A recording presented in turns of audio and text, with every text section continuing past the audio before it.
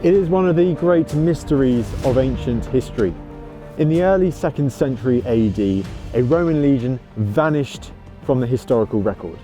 They're not there, so at some point in the 2nd century, something happens to them, they disappear, they're disbanded, something. Here you've got 5,500 soldiers of Rome's elite fighting army.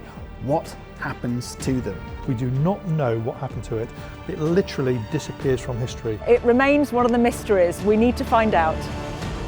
Now, with the help of leading experts, I'm going to dive deeper into the story. I'm going to be travelling across Britain, visiting some of the key sites associated with the 9th Legion on this island. From the central role it played in helping extend Rome's control, to a brutal run-in with Britain's most famous warrior queen. The question of what happened to the 9th Legion has fascinated people for centuries. This is the story of the 9th Legion.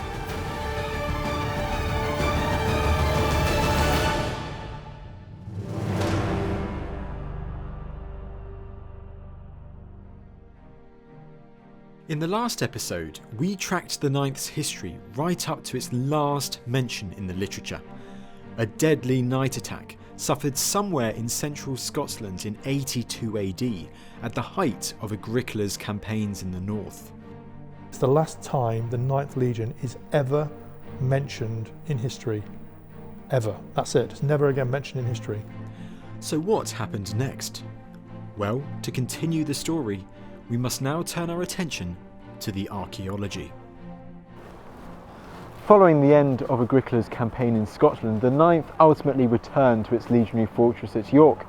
And it's here that we have the next key in the story, the next key archaeological find, an inscription dating to the early 2nd century AD, which is located here at the Yorkshire Museum.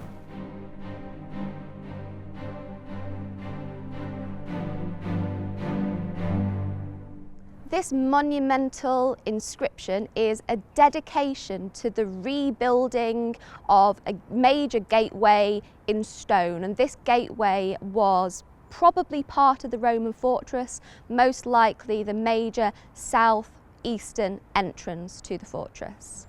The inscription is written in contracted Latin, and it's actually only the last line that tells us that this has anything to do with the 9th Legion at all. The first few lines of the inscription are actually dedicated to the Roman emperor at the time, Trajan, and it's essentially a list of his honours, titles and roles, which form a fairly extensive CV. We can see that we have Imp for Imperator or Emperor, and he's also listed as Pontifex Maximus or Chief Priest of the Empire. The great thing about those sort of inscriptions is, I mean, they're not great literary texts, they just say who built this and the name of the emperor, and usually when you're citing an emperor you get a whole list of his titles, and because the titles change every year you can pinpoint the exact time that inscription dates to. So it's set up by the 9th Legion and it's dedicated to the Emperor Trajan, and the list of titles that he is given dates from December 107 AD to December 108. So we've got that 12-month period where that inscription is put in. But that's the last definitive physical evidence that we've got for the 9th Legion. After 108, that's the point where they disappear. So we know that in 108 they're in York, they're repairing the gateway. We know very little about what happens to them afterwards. It's astonishing to think that that inscription is the last reference we have to the 9th Legion in Britain. After that, it's gone. Within 15 years of this inscription, we find a new legion based at York, the 6th Victrix. They were instrumental in rebuilding the Roman fortress here. The multangular tower, which you can see in the museum gardens here in York, which is the corner tower of the fortress. It has 10 sides, hence its name, the multangular tower, is the finest standing remains that show the activity of the 6th. Now, at the start of the 2nd century AD, the 6th Victrix had been stationed on the Rhine, but in around AD 120, latest AD 122, the 6th was transferred to northern Britain, to the legionary fortress at York, Roman Eboracum. Now, why is this so significant in the story of the 9th? Well, the 9th had been stationed at York, but it seems now almost certain that by the time the 6th arrives at York, the 9th has gone. The York legionary fortress, it wasn't large enough to fit 2 full legions. So it suggests that by that time the 9th had gone.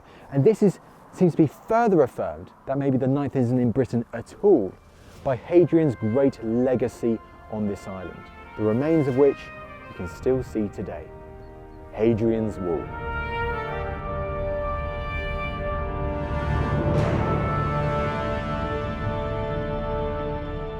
Every unit which participated in building it left an inscription.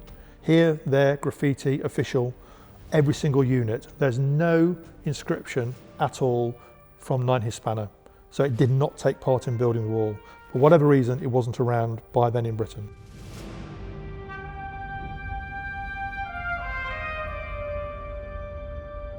It is argued that the 9th was building part of the wall and hasn't left any inscriptions. The western sector of Hadrian's Wall was actually built in turf, so they could have created inscriptions in wood, and we have one from a different legion, which have completely disappeared. I don't like that theory. It doesn't fit with how I understand the building of Hadrian's Wall took place, which was in sectors of 5 miles apiece, and these sectors divide into 3 blocks of 5 miles, which suggests there's only 3 legions building in Britain, the 2nd, the 6th and the 20th, not the 9th. So it appears that the legion was no longer in Britain by 122 AD, and we know that less than 50 years later, the 9th legion is no longer in existence anywhere. In AD 168, we have a column being built in Rome, which is called the Colonnella Maffei. And this lists all the legions which are extant in the Roman Empire at the time. Probably at any one time in the Roman Empire, Principate period anyway, there are probably 30 odd legions. That's the case here. And we can date it because it's got the Italica legions listed, which are created around the time of the Marcomannic Wars. So we can date it fairly accurately. And on that column, which lists all the legions in existence in the Roman Empire at the time, in AD 168, the 9th legion isn't there. It's gone. So what happened to the 9th Legion? Well, there have been a number of theories put forwards over the decades, indeed over the centuries, and to this day it remains the subject of heated scholarly debate.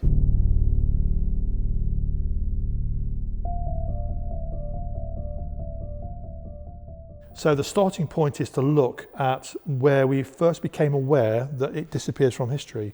And this is with an antiquarian in the 1730s called John Horsley. John Horsley did an analysis of the entry and exit of every Roman legion to Britain, which still to this day, in actual fact, stands up to rigour, academic rigour. And he determined that the only one he couldn't work out where it went to, what happened to it, was the 9th Legion. And since that time, people looking elsewhere in the empire have drawn the same conclusion. Jump forward to the 1850s and you have a German academic, one of the leading Roman historians of his day, a leading antiquarian called Theodor Mommsen. And Theodor Mommsen wrote a multi-volume history of the Roman Empire. And in it, he took Horsley's observation about the disappearance of the 9th Legion and he started investigating it, and he came up with a hypothesis of himself, which he published in the later 1850s. And his hypothesis was that this legion had arrived, as we know, with the Roman invasion of Britain by Aulus Plautius on behalf of Claudius in AD 43, and it participated in all manifestations of the conquest campaigns. But later, something happens in the north, and it gets wiped out. And his theory was it was in York, and there was an insurrection of the local Brigantes in the far north of Britain, and they attacked York, which was the legionary base for the 9th Legion, and wiped it out. And this was the starting point of all the analysis about what really happened to the 9th Legion. Mommsen centred his theory around the belief that northern Roman Britain was in a state of unrest in the early 2nd century, caused by imperial neglect. Now, the interesting thing about the province of Britain at the beginning of the 2nd century AD is it's fairly quiet, because most of the military action is taking place well away from this northwestern corner of the Roman Empire. So, for example, the AD 108 reference to Trajan in the legionary fortress in York, while Trajan's spending most of his time fighting in Dacia, and then later fighting the Parthians in the Middle East. So there's very little action in his reign taking place compared to that in Britain. I think, if anything, Britain has been progressively ignored. You know, it's an island away from the major centre of things. It's in barbarian territory. It's not top of the list of Rome's sort of concerns. And Trajan, emperor just before Hadrian, his concerns is winning military victory, military glory in the east, and also by having great big conquests. He doesn't think about Britain. Britain's done as far as the Romans are considered. It's been conquered. So his role is really taking soldiers out of Britain and putting them somewhere else. And you get the feeling that, I guess, those governors sent to the province, those soldiers serving there, feel increasingly abandoned, and they're not getting the attention that they deserve. When Trajan died in August 117, his successor, Hadrian, inherited a Britannia rife with instability. Now this is my old second-hand copy of the text, the ancient text, that is the Historia Augusta. And in it has a biography of the Emperor Hadrian. And interestingly, in this copy, in this text, it records how when Hadrian came to the throne, the Britons could not be kept under Roman control. That's a nice, vague statement. We don't know whether that means that Britons in the province are rebelling or there's an invasion from outside Roman territory. But the suggestion is, for the fact that it's noticed by a sort of a court biographer, a biographer of Hadrian, suggests that it's a major incident. And later on, we're told that when Hadrian comes to power, there are two significant disasters, militarily speaking. We're told great numbers of soldiers killed by the Jews, great numbers by the Britons. The Jewish wars we know a lot about. We've got lots of literary texts for that. We've got to know nothing about what's going on in Britain. But it does suggest, if the situation is in Britain as bad as it is in Judea in the east, then we are talking about hundreds, if not thousands, of people being killed, troops being in disarray. Our source for this unrest is Cornelius Fronto, a senator writing some 2 generations after the events. Fronto was a well-placed figure within the imperial regime, but he doesn't tell us the cause of this trouble. One possibility could lie in the political makeup of Roman Britain at that time. So in the north and the west, the whole local economy is bent towards maintaining the Roman military presence there, needed to maintain this border, which by that time dropped back down to the line of, say, the Solway Firth to the Tyne. And therefore your experience of living in Roman Britain, if you're in the south and the east, is very different to the north and the west. But that means also that if you're one of the natives in the north and the west, you're not going to be as enamoured with the experience of being part of Roman Britain as if you were in the south and the east. And to that end, many people believe that the native tribes in the north, and particularly the huge confederation called the Brigantes, who effectively run from Chester all the way through to the Scottish borders, that whole area of northern England today and the Scottish borders, they were very, very recalcitrant members, as it were, of the Roman Empire. I think the Brigantes, they never become wholly Roman. There are pockets of Romanness. When you look at Alba, you've got mosaics and you've got some degree of prosperity. But to all intents and purposes, you'll still see native farmsteads and areas really much as they were before. It's a dispersed population with small sort of farming units. Some are directly under the control of Rome because they're near a Roman fort. But generally speaking, I think the Brigantes never become wholly Roman, not like the Atrebates or the Cativalorni to the south, who become very Romanised, and you've got villas and temples and towns. The Brigantes aren't like that at all. Although they lose their independence, they never really become a functioning part of the Roman Empire. So the fact that military is there is always a negative impact on them. Now, we know that more Roman soldiers came to Britain during the reign of the Emperor Hadrian. The sic Victrix, for example, may even have come to Britain with Hadrian himself when he visited this island in around 122 AD. And we also know that other soldiers ventured to Britain at this time. A tombstone discovered near Rome for a certain Titus Pontius Sabinus records how he led a detachment of 3,000 soldiers to Britain on a British expedition. Now, could this expedition be linked to unrest in the north of the province, a Brigantes revolt? We don't know, but it's possible. I think of all the tribes, if we're told that the Britons could not be kept under control, as Roman historians said, I think the most likely to rebel at that stage would have been the Brigantes. Of course, the 9th Legion at York is right in the centre of that. So if there is a rebellion, they're going to be on the front line of that. They're the ones who are going to have to deal with that as best they can. And because Britain's been such a neglected part of the Roman Empire and there's no formal frontier created, they are in the problem. They've got potential attack from the north, from those tribes who are not part of the Roman Empire. They've got the potential, the Brigantes rebelling against them, and they've got problems with instability in the south spreading north. So of all the legions, of all the military units in the province, the 9th are the most exposed. The building of Hadrian's Wall may also be a suggestion for unrest in the area, and not just to the north.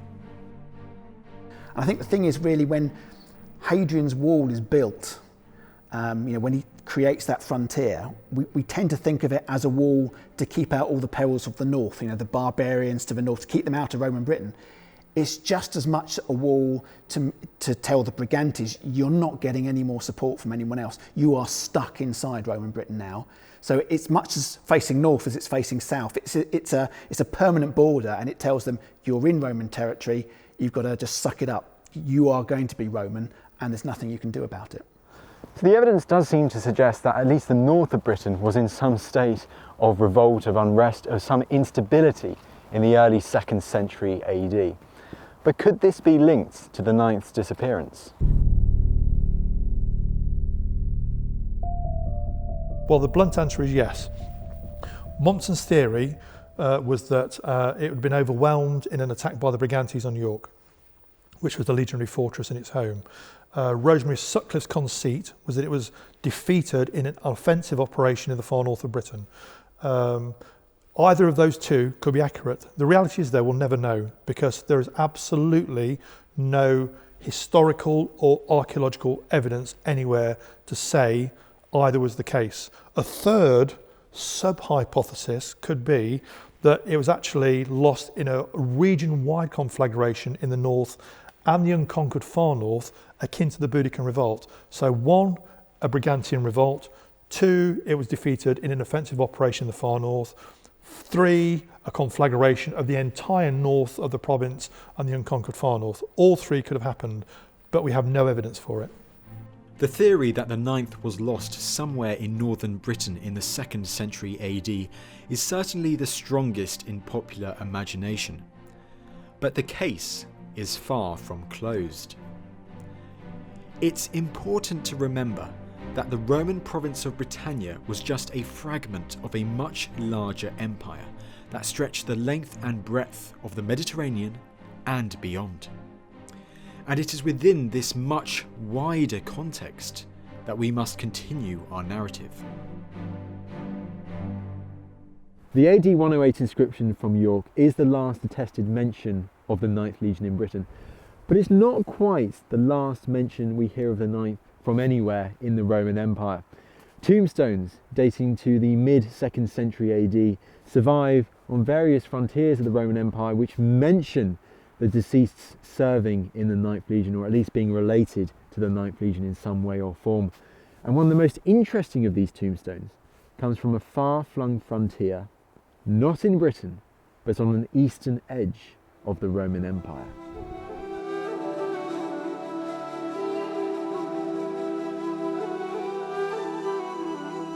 Well, the evidence we've got from inscriptions includes one from the far end of the empire at Petra. Petra's got some fantastic tombs cut into the rock. I mean, we're all familiar with the treasury from Indiana Jones and the Last Crusade. But as you explore Petra further, there are wonderful tombs. And one of these is to a man called Florentinus, who was governor of that province. And we know something about his career, not least also because we know his 2 predecessors as governor, so we can date him pretty closely to the late 120s. And his previous post but one was tribune in the 9th Legion. And these posts usually last for 3 years. So if we take the career as being normal, that is changing posts every 3 years, would bring him into the early 120s. for service in the 9th Legion. Further inscriptions have been discovered elsewhere. In Rome, a memorial was set up to the senator Lucius Aemilius Carus in the mid-2nd century AD, which highlights, among the man's many other achievements, how Carus had previously served as a military tribune in the 9th Legion. Meanwhile, at the Roman legionary fortress of Lambysis near Tazult in modern-day Algeria, a dedication by soldiers of the 3rd Legion to their commander, Lucius Novius Crispinus, was discovered. Similar to Carus, this inscription, believed to have been erected sometime around 150 AD, records how Crispinus had previously served in the 9th Legion. These inscriptions have allowed some scholars to put forward a different argument for the fate of the 9th Legion. An argument where the 9th was not destroyed in the early 2nd century. Well, we come back to Emily Rittling's article in 1925, where he looked at these career inscriptions. His argument was that these career inscriptions suggested that the 9th Legion was still in existence into the 120s, and Eric Burley looked again at the evidence and suggested one of these career inscriptions indicates that the 9th Legion was still in existence, perhaps even up to 130. So what came out suddenly was a ping of, if you like, disbelief in how people had previous to that point seen the end of the 9th Legion. He said, no, it can't have happened, can't have been destroyed in the early years of Hadrian's reign, because in the later years of Hadrian's reign, the careers of these officers suggest that it was still in existence. More evidence has been uncovered since. A diploma, dating to around 140 AD, mentions how a certain Quintus Camurius Numisius Junior had previously served in Legio 9 Hispana. So this is pushing the survival of the 9th possibly even further on. So, if the 9th was not lost in Britain, the question is, where did it meet its end? Now, one theory is that the 9th was transferred to the Rhine, to the legionary fortress at Nijmegen, because it's here that we find a rare mention of the 9th outside of Britain.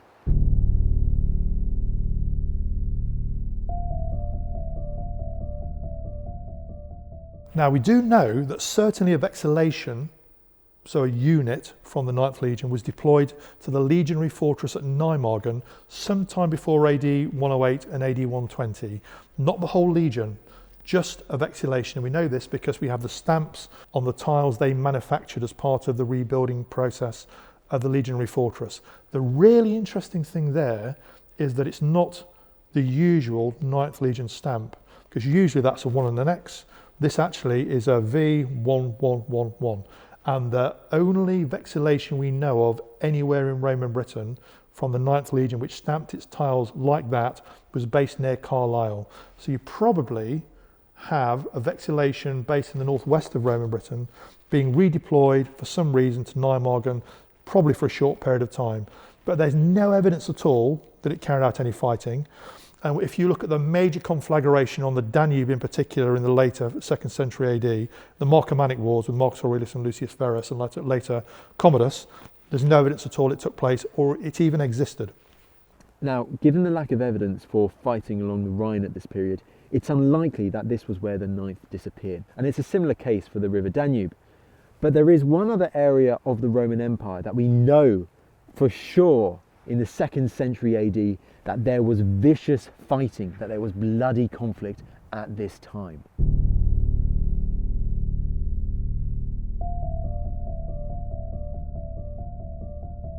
To the east, Rome was involved in a series of bloody conflicts, particularly in Judea. Now, it's not unusual when you have major incidents, either offensive or defensive in the Roman Empire, to have military units transferred all over the empire. It's probably more unusual than not to have a legion transferred from Britain in the extreme northwest of empire to the extreme eastern frontier in Syria. But it could have happened. Generally speaking, only detachments of legions were moved, which is what we come down to with Nijmegen with just a detachment there.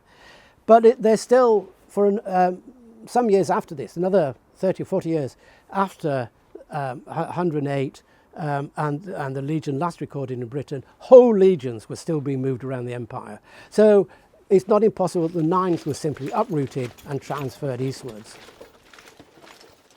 There is a series of events which could have been the context for the transference. You have the 3 exceptionally sanguinous Jewish revolts.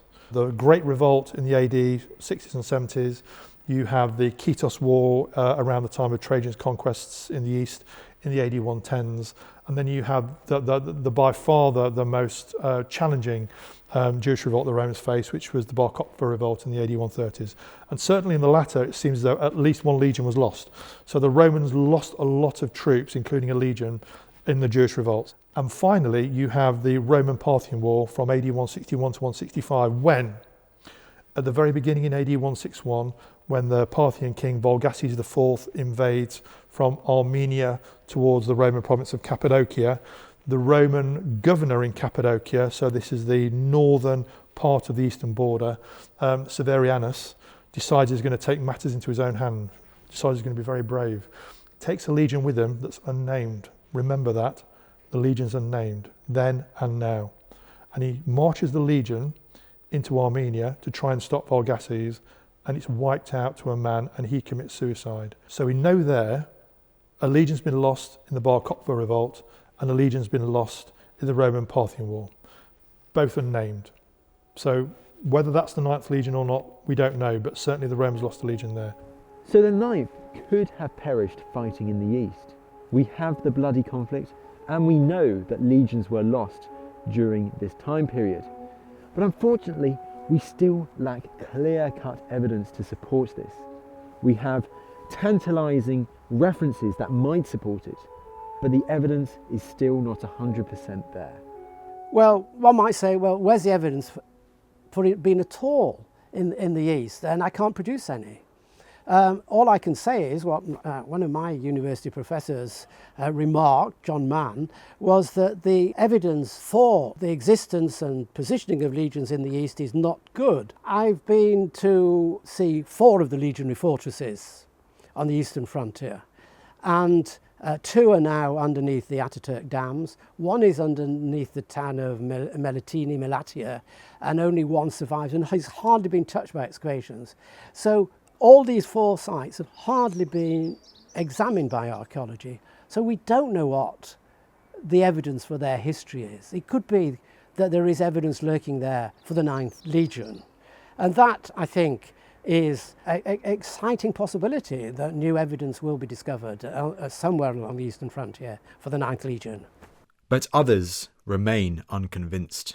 There is a sort of counter there. I think because Rosemary Sutcliffe's book, The Eagle of the Ninth, and the recent films and so on, has promoted in popular fiction the idea that the 9th was destroyed in Britain, has led historians and archaeologists to go against that and say that no, ridiculous. There's no evidence of a major, perhaps, uprising. We think the 9th was taken out of Britain and died somewhere else. We know that there are tile stamps in Nijmegen on the Rhine frontier, which probably dates to the mid-80s. We know that parts of the 9th were there, propping up the frontier before they were sent back to Britain again. There's no other fort in the whole of the Roman Empire that has evidence of the 9th. If they're in forts and building stuff, they will be stamping tiles. We've got none of that evidence whatsoever. It's possible they died on another frontier. We hear of significant losses in the east, but the fact that they're not actually mentioned, I mean, documentary sources for the time aren't great, but for me, I would say I would be 99.9% sure that they died fighting in Britain, because that's where they're based. It makes no sense to take them out before then and for them to die somewhere else. The probability is they're fighting and dying, trying to hold Britain together rather than going anywhere else. I mean, the fact that they are replaced by the 6th Legion, to me, suggests that they've borne the brunt of the fighting. They haven't disgraced themselves, because we still hear of ex-soldiers from the 9th who've retired and go on to live, as far as we can tell, a happy life 20, 30 years later. But I think they were very severely mauled to the point where they had so many losses they just can't be replaced. You can't just recruit more people to fill the gaps in there. It's easier to bring another legion over and to replace them and to absorb whoever survived into different legions and different units. So I think the evidence, as far as we can see, is more suggestive that the 9th died fighting, and they probably died somewhere in that area of York.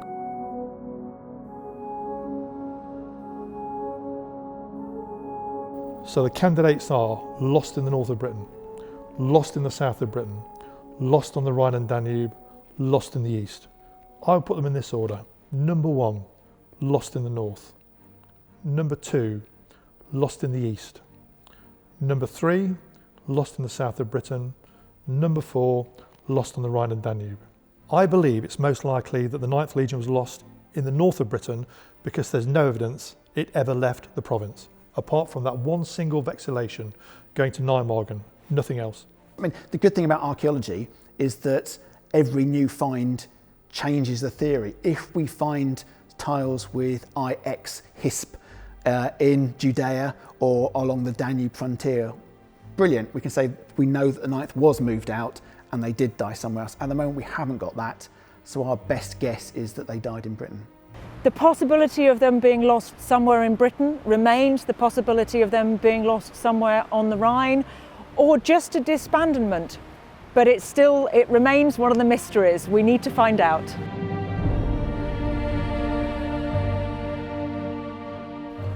What happened to the 9th Legion is a question that will continue to captivate imaginations and divide opinion. Was it lost in Britain, or did it get transferred and did it perish on another frontier of the Roman Empire? The debate continues. The truth is, we can't really make an absolute statement of what happened to the 9th Legion until archaeology uncovers some new, groundbreaking evidence. But that makes me very excited for the future. We only need this new archaeological discovery, and it could solve the mystery once and for all. The fate of the 9th Legion may be a mystery for now, but hopefully not forever.